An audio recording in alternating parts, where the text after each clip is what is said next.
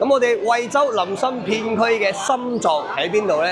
咁一定係我身後嘅萬達廣場啊！嗱，通過呢啲人山人海嘅人流，兩仔絕對係冇誇張嘅。如果你問居住喺林森片區，新年流流去邊度玩嘅話，一定係呢一度啊！我哋萬達廣場係覆蓋咗全齡段嘅消費需求，從負一樓嘅 No.1 超市永輝到4樓嘅美食影院。咁中間嘅2、3樓咧，都係我哋後生仔女各類服裝品牌啦、家居品牌啦。咁除咗萬達廣場咧，我哋周邊仲有吳悅廣場、益田holiday同我哋萬達廣場協同合作啦，所以就令到我哋呢邊嘅商業蛋糕咧係越做越大嘅。生活喺萬達隔離，唔單止係幸福嘅標籤，仲有嘅係物業保值嘅保證。咁喺我哋惠州林森片區邊一個盤係離萬達廣場最近嘅呢？咁一定係有我哋泰豐木馬湖嘅一席之地啊！嗱，可以睇得到咧，泰豐木馬湖就離我哋400米左右嘅啫，從西門過嚟行路5分鐘就到㗎啦。其實離萬達廣場近嘅都唔係話得泰豐木馬湖嘅，不過點解泰豐木馬湖一直坐擁我哋林森片區嘅銷冠位置呢？咁就係因為我哋泰豐木馬湖咧，首先比起周邊嘅各個樓盤，佢係最高級、最靚嘅，建設年代亦都係最新淨嘅。萬達廣場進駐我哋林森片區嘅時間咧，係喺2017年嘅8月份。咁當時咧，呢一度其實已經係冇任何嘅地皮㗎啦。咁之所以萬達廣場起喺龍海2路以及龍山8路嘅交界處咧，就係因為我哋隔離就係成個林森片區最有錢嘅一條村啊，移民村啦。咁跟住咧，咁呢度咧就有中水花城灣啦、熊貓國際花園啦，以及太陽灣啦，呢3個大量嘅人氣入住啦，所以我哋萬達先會選址喺呢一度啊，確保佢開出嚟就有人消費。咁只不過咧係從萬達廣場開業之後，咁其他商圈咧見到佢做得咁成功啦，好似吳悅廣場啊、益田holiday啊，就嗱聲喺附近攞地加埋一齊。咁喺萬達廣場2017年入場之前啊，其實我哋成個林森片區咧，總共都係住咗2.8萬人嘅啫。咁而今時今日咧係已經逼近50萬人啦。咁呢度咧亦都側面咁樣體現得到我哋萬達廣場究竟做得有幾咁成功啊！咁喺我哋萬達1樓呢一度咧係有非常之多嘅網紅奶茶店啦。奈雪的茶啊、霸王茶姬啊、瑞幸啊、喜茶啊，冚唪唥都有㗎啦。咁同時咧，喺我哋大陸有一句話咧，就係萬達所在必定中心。所以你可以睇翻下我哋對面啲街鋪啊，其實都係全部開晒，而且佢哋嘅鋪租咧都係極為之高昂啊。咁喺舊年咧，兩仔老細都係想喺對面買翻間鋪，一問如果係50平左右咧，係要去到300萬嘅。而且呢300萬咧，仲要係搶住嚟攞嘅。咁要知道今時今日咁嘅樓市情況喎，大佬，我就講翻兩仔身邊啲同事為例啊，真係可以講得上成年都開唔到5、6張單嘅。我啲同事係咩同事啊？係成個行業絕對嘅精英人群㗎啦，就業時間超過10年以上嘅。所以亦都可以睇得到啊！嗱，我哋萬達對於樓宇嘅價值影響力究竟有幾大啦？咁我哋泰豐木馬湖咧，其實喺樓市好嗰一陣咧，均價係要賣到2萬蚊以上嘅。咁而依家咧，我哋新春翻嚟5期嘅特惠產品啊，係只需要8000幾蚊，帶埋精裝修。不過我比較建議大家去買咧，就係6期嘅嗰啲尾貨產品，單價咧都係喺10000幾百到11000幾，都係帶精裝修，而且係現樓睇戶單位。咁最緊要嘅係咧，我哋通通都係首期幾千蚊就可以輕鬆上回。大家冇聽錯啊，就係幾千蚊嘅啫。所以我哋依家買泰豐木馬湖咧，真係比起90%以上嘅業主都係買平1半以上唔止㗎。同時咧係首期嘅壓力啦。以前你買泰豐木馬湖咧係必須一次性付款，你先有買佢嘅可能性。即係唔係話你有一次性付款嘅能力，你就100%買到木馬湖嘅喎？你係仲要通宵過嚟排隊，過嚟揾到一個好似兩仔咁靠譜嘅中介，同你搶樓打交買呢一間屋嘅。咁泰豐木馬湖除咗近萬達廣場呢一個優勢，究竟又有咩魅力可以令到啲有錢佬都要排隊打交搶樓呢？咁我哋依家即刻出發去11步，了解清楚嚟啊！咁第一個鏡頭呢，我哋有講清楚太空木馬湖嘅位置有幾好啦。咁其實佢單位置好嘅話呢，優勢呢係有，但係唔夠明顯。不過仲擁有住呢一種環境嘅話呢，咁就匹配得上稀缺呢兩個字啦。城市中心擁有住8萬平方米嘅建築面積，作為一個超級大盤嘅同時，我哋仲擁有住一個3.5萬平嘅天然湖。呢個唔係人工湖嚟㗎，我哋啲水係活水嚟嘅。我哋發展商咧，再配合埋呢一個湖喺周邊做咗非常之多嘅綠植嘅，尤其我哋仲要係做咗2層花園㗎。咁依家兩仔喺個位置咧，就喺負1樓，我哋仲有1樓嘅花園。咁1樓就冇做人車分流嘅，所以我哋小區哪怕係非常之大啦，你都唔需要話擔心會唔會行餐死㗎。咁我哋小區內部嘅配套咧都係十分豐富㗎。正前方咧就係一個國際級別嘅比賽游泳池啊，佔地面積咧足足係有1500平，佢亦都係我哋成個林森片區嘅網紅打卡點之一。咁喺夏天咧，佢就會開放啊。喺我哋冬天咧，咁我哋就游水嘅人比較少啦，而且佢都係收費類型啊，所以冬天就唔會開嘅。咁跟住咧，喺我哋游泳池再隔離就係成個小區嘅兒童公園啊，佔地面積係有1.4萬平嘅。咁我哋依家賣緊嘅5期產品咧，就係正前方嘅呢啲騎樓狀態啊。咁部分戶型咧係可以望泳池、望兒童公園、望埋呢一個天然湖嘅。咁我哋呢一個天然湖咧係分為3 part 去組成啊。咁湖面最寬闊嘅就係我哋面前呢一度啊。嗱，我哋呢幾棟就係6期啦，從120棟到124棟嘅。咁點解比較建議大家去考慮我哋嘅6期單位呢？咁首先咧，佢哋全部都係我哋木馬湖東南體湖㗎。咁其實木馬湖一共小區入邊嘅高層產品咧唔少嘅。夾埋晒啲二手樓同埋以後會開發嘅新樓咧，真係成萬套嘅。咁1萬套裏面咧，有2000套咧就係小洋房同埋別墅，咁剩低嘅就係啲普通高層加超高層。咁我哋普通高層嘅價值咧，肯定會比超高層要高啲嘅。所以我哋依家去買太豐木馬湖嘅話咧，你肯定係買翻我哋嘅6期產品，比起買5期87到91棟嘅超高層係有價值嘅。咁其次咧，剩低我哋嘅產品就係俾景觀噶啦。咁夾埋晒可以望得到湖嘅，我哋唔講朝向啊，一共咧係有成1000幾套嘅。但係我哋從1000幾套裡面再去講係東南體湖嘅，咁就只有我哋6期嘅單位以及1期嘅小部分單位啊。咁亦即係話，以後你去喺木馬湖拋售嗰一陣咧，你嘅同類型優質產品係只有200套嘅啫。咁一般嚟講咧，一個小區嘅二手樓房源佔比咧係總貨量嘅1/20嘅。咁亦即係話咧，你總共都係得嗰200套東南體湖。同期你嘅競品咧係得10套左右，咁10套左右就非常之好控價啦。你就唔需要話，大家要鬥戰嚟賣，因為一旦你嘅競爭對手同時賣緊200-300套嗰一陣，你間屋再靚都係假嘅，一定係價格為王。所以物以稀為貴啊，越稀缺嘅嘢就越有價值。哪怕係我哋太豐木馬湖本身屬於一個非常之優質嘅小區啊。而依家嘅6期東南體湖產品咧，貨量係非常之少噶啦。我哋正前方嘅123棟咧係冇樓噶啦，隔離嘅122棟咧得翻3套，再隔離嘅121棟咧都係得翻700套。所以哪怕6期嘅成交單價咧會比5期嘅超高層要貴1000零2000蚊一個方，但係貴得嚟真係非常之有價值。無論係你依家居住嘅舒適性啦，我哋睇湖啊嘛，景觀靚啊嘛，抑或係你以後去拋售嗰一陣，競爭對手少啊嘛。咁6期我哋依家整體成交均價咧都係喺1萬幾百到11000幾，大裝修。最緊要佢係現樓咯，佢會比5期嘅期樓係早交樓咗2年時間嘅。咁其實你計翻2年嘅屋租咧，同翻依家去賣緊嘅價格價差，係已經算得上冇乜嘢噶啦。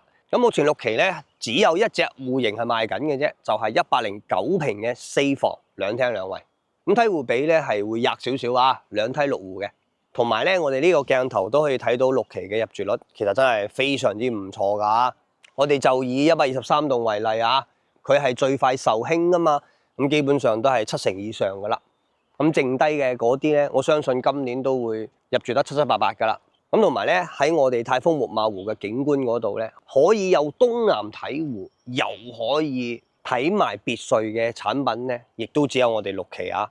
無論係以往嘅1、2期啊，亦或係未來嘅5、7、8、9期啊，都係冇嘅。咁亦即係話咧，到時候你6期真係去拋售嗰一下咧，你嘅競爭對手會更加之少啊。所以我哋咧就唔講話升值，保值，我哋嘅6期產品絕對係 OK 嘅。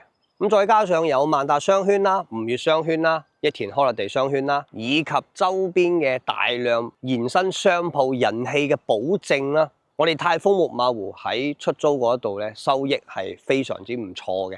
咁你基本上你話6期呢啲產品咧，我哋求其都係可以租2500以上啊。咁如果你租2300咧，係即刻租得出噶啦。咁你租2500咧，你都係唔需要等幾耐嘅，1到2個月都 OK 噶啦。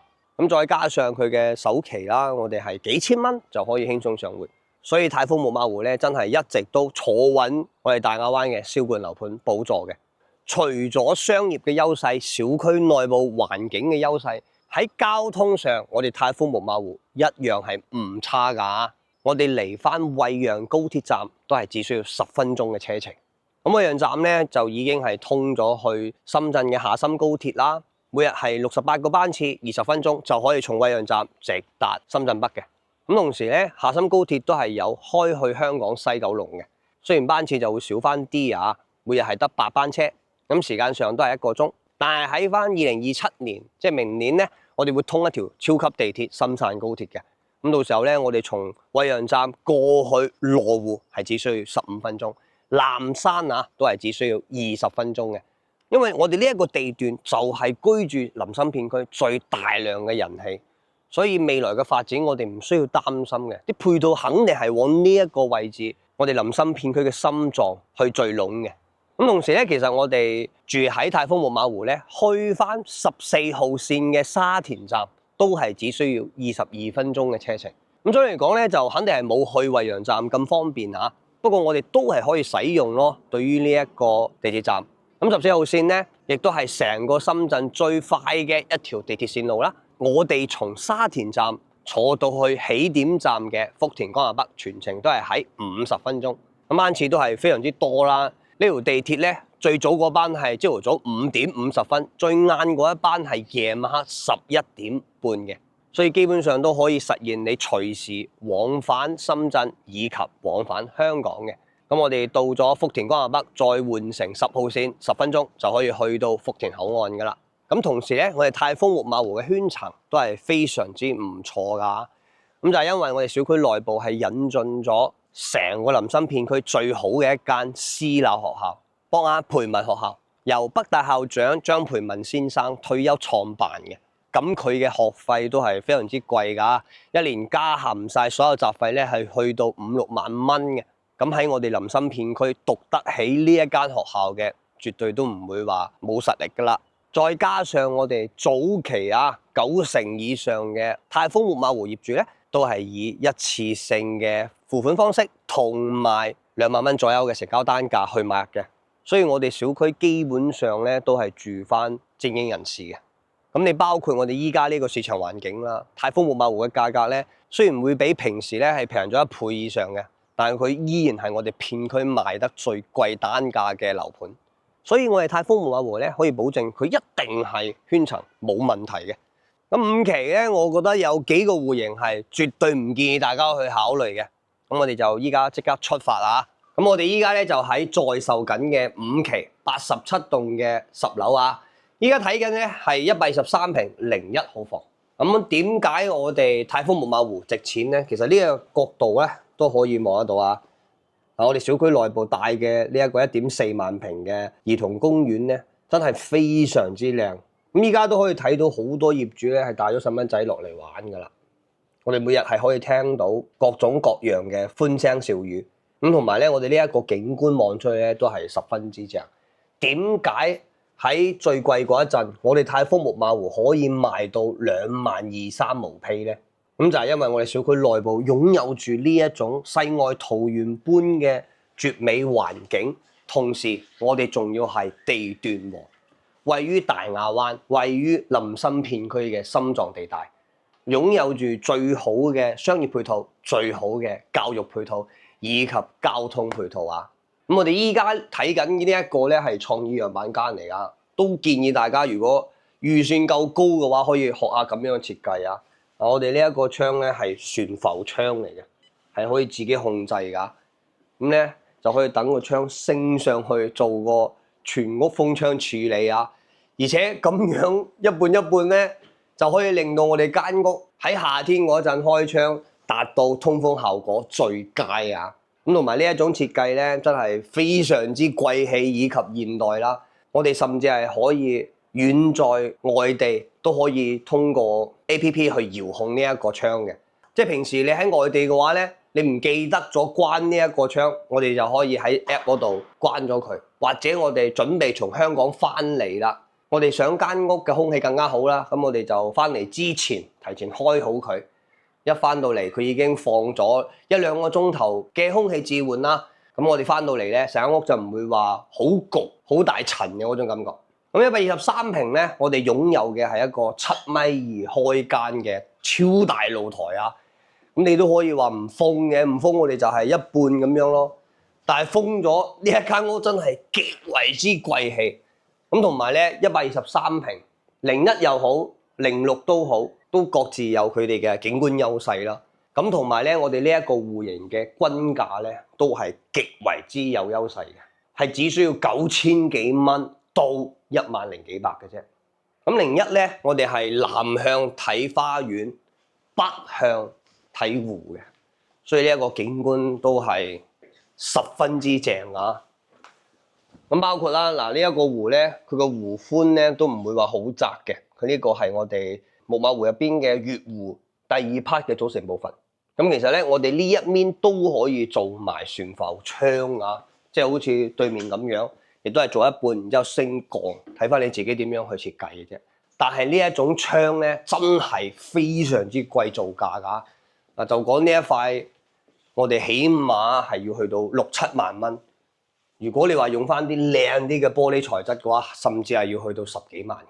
咁我哋依家咧就成個窗係封閉咗個狀態啦。咁你話擔心嘈嘅朋友咧，就完全係一啲聲都聽唔到噶啦。我哋依家咁跟住咧，我哋嘅客廳開間係去到4.2米嘅，餐廳開間都達到3.4米。咁本身咧，我哋嘅交樓標準呢一度咧係一個玻璃門。咁我哋依家咧就發展商改成一個開放式廚房啦。咁整體嘅空間感咧就真係非常之誇張。咁123平美中不足嘅地方咧，喺呢一度我哋冇辦法打咗佢做一個好大嘅環廳啦。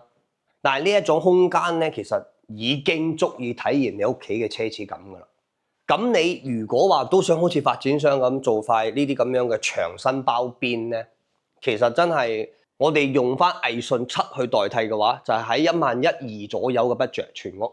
咁就冇必要話好似發展商咁做晒呢一隻真皮包邊咯，我哋可以平替佢咯。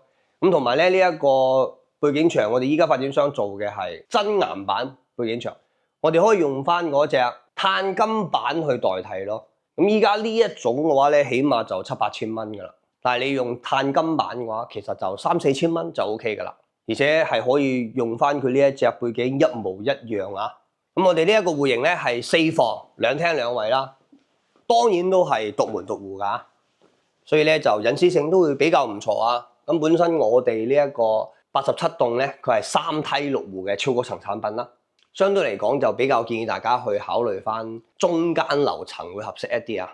始終超高層容積率會比較高啦，咁樣你等 lift 嘅時間都唔使話太長啊。我哋一入屋咧係有一間房先嘅，咁我哋呢一度咧係陽台房，咁呢一間咧亦都係贈送一半面積嘅。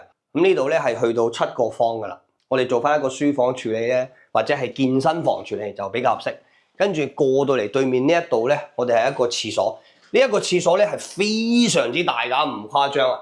我哋係乾濕分離啦，3段式嘅。咁真係無論邊個空間咧，都係極為之好用啊！嗱，呢一度沖涼啦，點轉都係唔會卡嘅。咁跟住咧，我哋再睇下啲房間啊，我哋都係動靜分區噶啦。過翻過嚟呢一度咧係3間房嘅。咁呢度咧係第一個次臥室啦，有10個方啦，而且係連露台嘅。咁你都可以托晒出去噶。咁喺我哋02號房咧係做咗一個咁樣嘅展示處理嘅。我哋一陣間再帶大家去睇啊！咁跟住咧，我哋正對面就係一個朝北嘅房間，咁亦都係睇湖噶啦。佢呢一個 view 真係非常之正嘅。咁呢一個空間咧都唔會細啦，一樣係10個方左右啊。可以學翻一下發展商呢一種設計啊。本身喺上面咧，我哋有條梁嘅，但係我哋依家咧就破風水嘅設計啦，就將佢做成一個圓弧形，咁就唔會有一種橫梁吊頂嘅感覺啊。甚至咧，你可以將個頭咧變成喺呢一邊啊，咁你係可以望住個湖瞓覺添。咁嘅咩？我哋再睇下個主人房啊。嗱，呢個主人房咧就好誇張噶啦，其實佢就等於6期嘅128到146嘅，因為佢係做到南北通啊。呢個主人房，我哋係有北面都有個窗位嘅。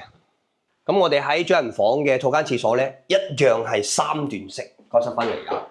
咁會送咗一個飄窗俾大家咯。我哋呢一度咧可以放下啲沐浴露啊、洗髮液啊咁樣嘅嘢。咁呢個淋浴區嘅空間咧都 OK 嘅，不過比唔上客位嘅嗰一個啊，嗰個真係非常之大，我勁中意嗰個廁所。咁再過翻過嚟呢一邊咧，咁主人房嘅 view， 你如果話正對住望咧，就肯定係望樓噶啦。但係我哋斜住咁樣望咧，就望翻個花園嘅。所以01咧，佢都係景觀嗰度50-50咋，佢唔會話達到好好嘅效果。但係你換個角度轉少少去睇咧，其實都 OK 嘅。咁或者咧，你可以將個床咧做嚟呢一邊，咁你就唔會話望呢一邊啦。咁不過話說回來咧，我哋嘅價格都係喺110幾萬到120幾萬嘅總價。咁然之後你就可以得到一個7.2米嘅特大露台，4.2米嘅客廳開間。咁包括我哋主人房呢一度咧都係3.3米嘅開間啊。咁呢一度其實都係接近18個方嘅，即係你擁有呢一種咁靚嘅景觀啦、格局啦，而且係喺我哋林森片區頂級小區。咁雖然產品咧係超高層，容積率相對嚟講會高翻少少啊。咁不過呢一個總價咧真係可以值得大家去考慮一下嘅。咁首期咧我哋都係只需要幾千蚊就可以輕鬆上會。咁呢一個戶型月供嘅話咧，都係喺5000出頭嘅啫，咁可以講得上勁優惠㗎。咁包括呢一個戶型，如果佢出租咧，我哋都係可以租到去3000蚊以上嘅。咁如果你話我要整到發展商呢一種咁樣嘅裝修啊，我哋用翻設計感去平替，平翻少少嘅，其實4000蚊都係冇問題嘅。咁我哋依家咧嚟到同戶型嘅123平02號房啊。咁頭先睇到嗰個咧係東南朝向，咁我哋依家睇嘅咧係西南朝向。我比較建議大家去考慮，其實真係西南啊。咁雖然咧西南係有啲缺點，就係話會西斜啦，但係呢一個景觀咧係有特別大嘅一個優勢咯。我哋呢一度係冇任何遮擋啊，前方望落去嘅咧係我哋嘅博雅培文學校。咁呢一所咧都係我哋小區內部引進嘅絕對名校啊。雖然係私立，但係佢嘅教育資質真係非常之強嘅。咁我哋咧一樣係做一個升降窗嘅處理啊。咁依家兩仔咧就連個紗窗一齊落嚟啊！咁啊呢一邊咧其實仲做多咗一個紗窗嘅，咁你又可以咧就係喺開窗嗰陣關翻個紗窗，喺夜晚黑保證通風嘅同時，都唔使驚啲蚊蟲入嚟啊！咁你橫掂都做咗咁貴嘅升降窗啦，都唔慳嗰1萬幾千啦嚇！咁依家其實好多小區咧係唔俾做呢一種升降窗㗎。咁不過木馬湖既然係樣板間都咁樣整啦，咁證明你以後自己去裝嗰陣都係冇問題㗎啦。咁跟住我哋呢一邊望出去啲樓盤咧，全部都係16年以前去起㗎啦，所以當時起出嚟嘅咧係冇超高層，最高層都係喺32層嘅普通高層，所以望出去咧，我哋買翻啲高啲嘅樓層啊，係非常之宏偉嘅城市景觀咯。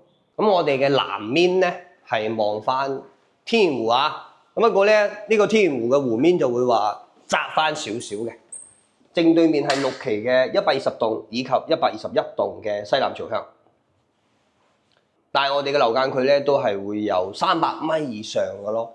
咁同埋咧，我哋可以望得到部分嘅別墅啊，所以呢一種景觀咧，真係非常之唔錯噶。咁我哋呢一個02號房咧，喺呢一個次臥室咧，係做咗一個風陽台嘅設計嘅。我哋本身係呢一段連過嚟噶嘛，7.2米嘅露台開間，咁我哋咧就隔斷佢。咁呢間房咧就會空間去到13個方，非常之大啊！而且呢一個採光同埋通風咧都係非常之正啦。包括我哋呢一度啊，一樣係做咗一個升降窗嘅。咁我哋都係可以話落俾大家睇下。哇！每次撳一下呢一個升降窗咧，我就覺得真係金錢嘅味道啊，好濃重啊！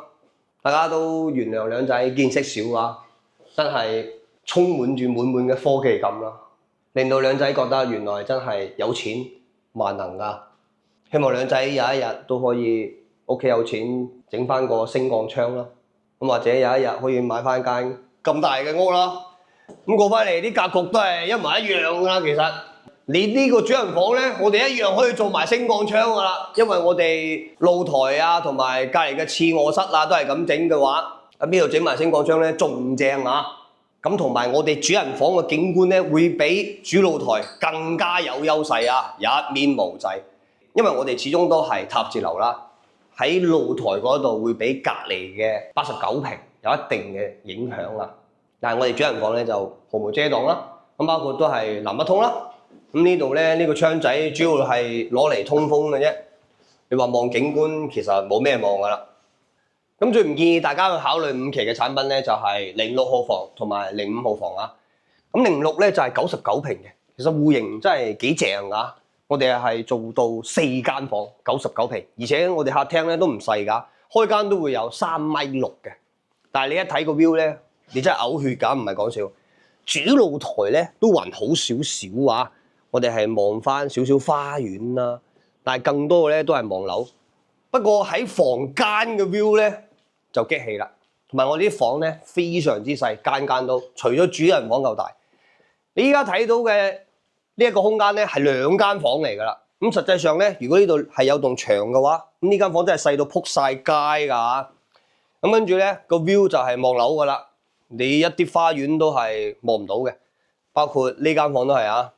呢間房仲更加誇張咯，直接係對住2棟樓，然之後主人房都係嘅，就會話更加近隔離嘅呢一個91棟啊，所以就你始終我哋呢一個盤咧好大啊，體量都好大，競爭對手太多嘅情況下，你呢啲係絕對致命嘅一個缺點。咁雖然咧呢一個戶型嘅價單咧會最平啊，係只需要8000幾蚊嘅啫。但係我覺得你今時今日過嚟惠州買樓咧，你冇必要慳嗰1萬幾千㗎啦。其實你買翻啲好啲嘅戶型咧，都係喺9000幾蚊起嘅啫嘛，係咪先？都係差幾百蚊一個方。咁幾百蚊一個方圍起嚟嘅總價真係幾萬蚊嘅啫。幾萬蚊嘅價差，到以後你間屋嘅價值可能係會去到幾廿萬，係十分之誇張嘅。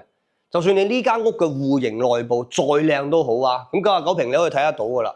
我哋係動靜分區，而且餐客廳都好大，仲可以做到4間房。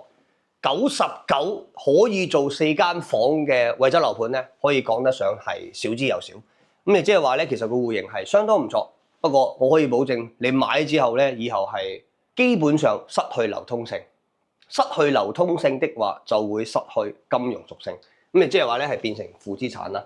咁我哋呢一個89咧就可以睇一下。咁主陽台嘅露台咧就同99差唔多啊，都還好少少咯。而且我哋呢一個戶型咧係有一個優勢嘅，就係有一個6米嘅超長開間露台。咁不過咧，我哋呢一個 view 你可以望得到有幾咁慘淡㗎啦。2棟樓，跟住咧就係望翻隔離嘅88棟。咁你就真係可以用到壓抑啊，甚至係宿舍樓啊、監獄樓啊，你形容佢㗎啦。以後嘅保障房就類似咁樣㗎啦，差唔多。咁跟住喺房間嘅 view 咧係會更加差咯。嗱，尤其係主人房嘅呢一個 view 啊，嗱真係極為之離譜嘅，同隔離棟樓咧樓間距係20米咯最多。咁佢就同握手樓冇咩區別嘅喎，其實。咁你都翻到嚟大陸買樓啦，咁或者係我哋主要惠州嘅銷售客群咧係深圳人，咁深圳人都係買唔起深圳樓，再退而其次咁樣屈就自己買惠州樓，佢會接受得到呢一種景觀咩？冇可能接受得到嘅。如果話你係貪平嘅，又想買木馬湖，而且你係覺得呢一種 view 對你嚟講冇所謂嘅，你可以再等下。我相信呢一個0506咧，仲有一波調價㗎。不過再平再賤，反正俾我係唔會買嘅。咁我哋睇下咧，就睇翻89呢一個主要嘅戶型格局啊。咁其實89咧都好 OK 㗎。嗱，我哋望翻落嚟，我哋一樣係做翻個開放式廚房啦。咁跟住咧，我哋呢個廳感唔會細嘅。我哋5期嘅89會比以往2期、4期嘅89咧要大好多。以前嘅1期、2期89咧都係喺一位嘅啫，而我哋係做到2位。同時客廳開間會更加闊一啲，做到3.6米。咁跟住咧都係動靜分區啦，而且我哋一個露台優勢啦，頭先都有影到俾大家睇㗎啦。喺我哋1、2期嘅89坪咧，係只有3.4米嘅露台開間嘅啫，而我哋係接近闊咗1倍㗎啦，去到6.3米含牆，即係唔含牆就係6米啦。咁跟住咧，我哋睇翻啲房嘅空間啊，咁其實啲房間咧都 OK 㗎啦，基本上都有8個方嘅呢一個次臥室。或者你都可以好似我哋頭先123坪02號房咁樣，將呢間房咧延伸去到個露台嗰度，咁呢個空間咧就會去到12個方左右㗎啦。咁跟住正對面呢一度咧係一個陽台房嚟嘅。咁我哋呢個陽台房咧，空間都會有6個方啦。你去擺翻張床啊，跟住電腦台啊，跟尾呢一度咧做翻一個細嘅衣櫃係 OK 嘅。再過翻過嚟主人房咧。咁我哋呢一個空間都會去到11個方，其實都 OK 嘅。不過你話要做3邊落床咧，就好勉強啦，因為你始終要含一個梳妝台啊，以及一個60公分嘅衣櫃啊嘛。再過翻過嚟主人房嘅套間廁所咧，都會相對嚟講壓抑少少啊，就冇辦法做3段式嘅，只能係呢一種酒店式啦。咁跟住我哋公衞嘅廁所咧就 OK 啲啦，係可以做3段式。不過呢個淋浴區嘅開間咧就會話窄翻啲啦嚇，就冇咁闊㗎啦。咁到時候做隔斷咧就唔好做呢一隻嚇，呢隻咁樣嘅推拉式，我哋做一隻趟門式㗎，咁樣推就 OK 啲。呢個開間係夠嘅。咁我哋呢一個戶型咧一樣係首期幾千蚊嘅啫，咁月供嘅話咧就巴閉咯，都係只需要3300左右嘅啫。咁再嚟講性價比係極為之高啊。咁當然啦，唔建議大家去考慮05、06號房啊。咁我哋依家咧就嚟到佢嘅03、04號房啊，都係89坪嘅。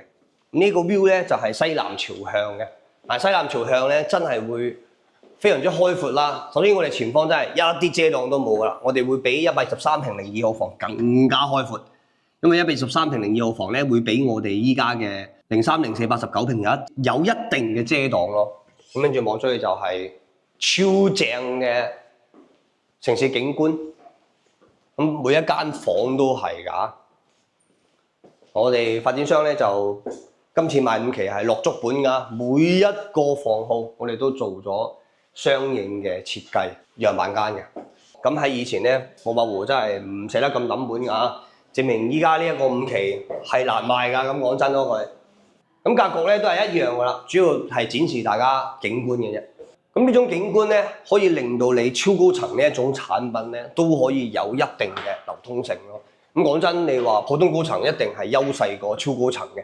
咁但係你話如果我都去買到超高層嘅時候，跟住你仲要去買翻啲極為之差嘅景觀，因為我哋惠州始終依家啊林森片區係仲未有第4代住宅嘅，但係以後咧一定會有嘅。咁到時候第4代住宅又咁鬼死高實用率啦，又咁鬼死靚戶型啦，咁然之後就算你嘅價差係好平，你平得嚟真係冇出手對象啊！咁我哋依家咧就嚟到佢6期現樓嘅109坪啊！我哋即刻買，即刻交鎖匙，即刻入住嘅。咁呢一個最大嘅賣點咧，肯定係個 view 啊！淨係建議大家買6期東南呢啲嘅啫。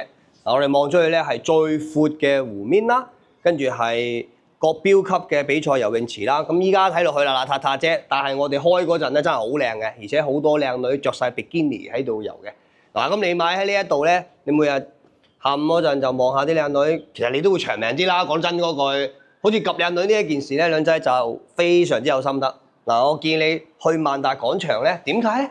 因為嗰度真係好多靚女嘅。咁我哋第一個鏡頭咧，因為人太多啦，咁兩仔有啲怕醜啦，就冇同大家去展示。實際上咧，啲女真係非常之多嘅，真係去到流晒口水呢種感覺啊！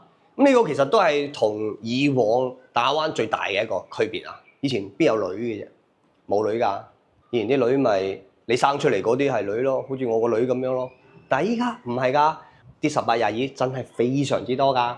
咁同埋咧，我哋都可以話從東門出發去行600米啦，呢條開地。咁嗰度咧就仲多啊，因為隔離就有一條酒吧街啦，所以嗰度咧就真係非常之多靚女聚埋一齊嘅。咁我哋109咧都有一個6米嘅超長露台啊，咁呢個露台都係非常之正嘅一個觀景啦。咁你都可以封窗咯。不過我哋6期咧，我未知係可以做升降窗啊，但係應該5期做咗呢一個升降窗嘅日晚間出嚟之後咧，我覺得我哋6期都係可以打破呢一個舊規㗎啦。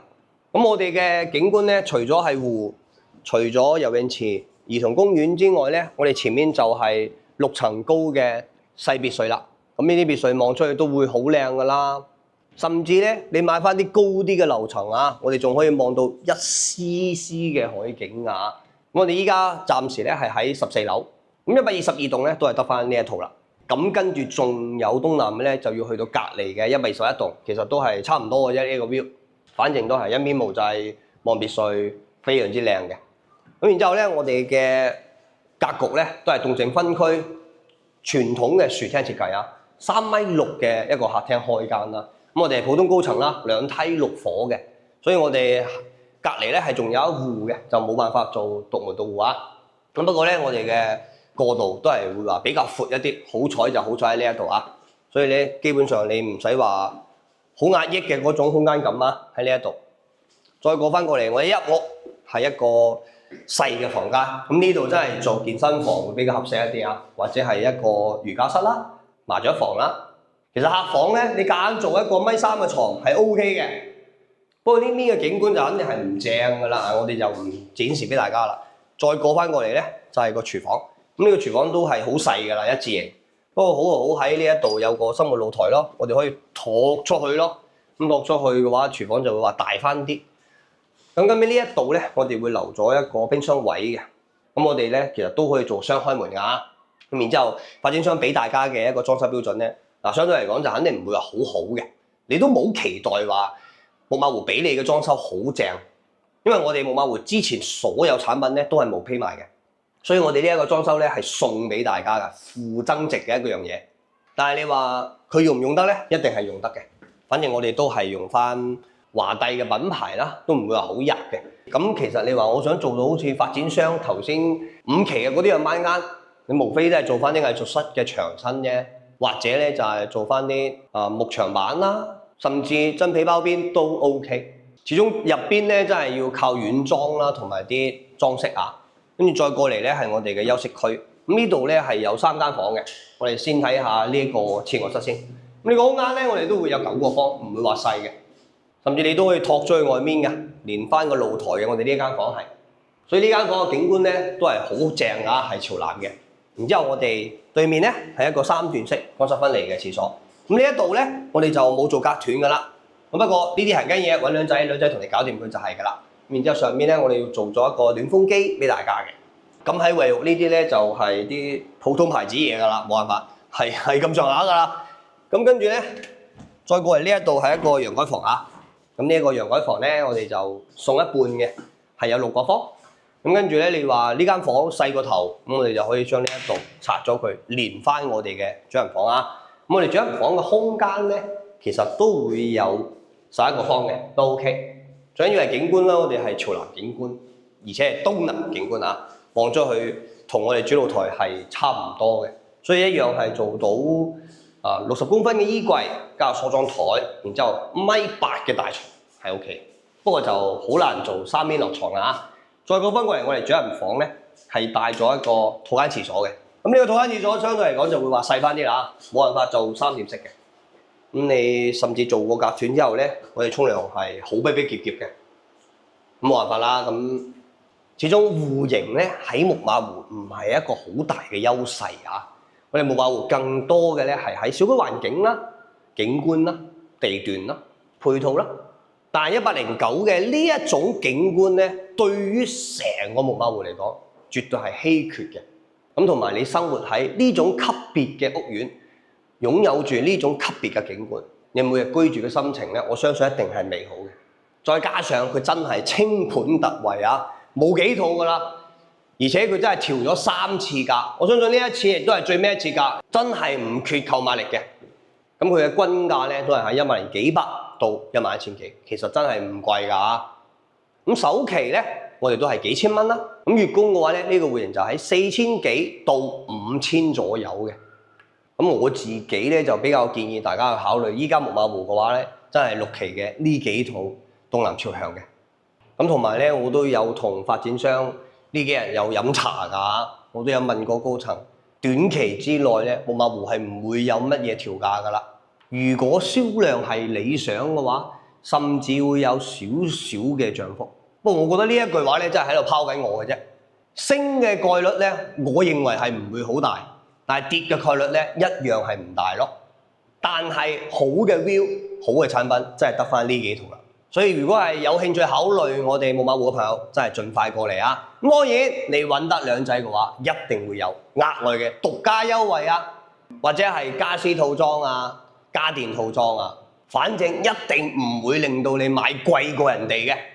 尤其係我哋一定保證整個交易流程啊，一定係愉快同埋流暢嘅。最緊要係服務咧，兩仔係一定可以做到100%令到你滿意嘅。咁 OK 啦，本期嘅節目咧就到呢一度啦。有興趣想深入了解惠州樓市嘅朋友，記得 follow 兩仔同埋聯繫兩仔啊！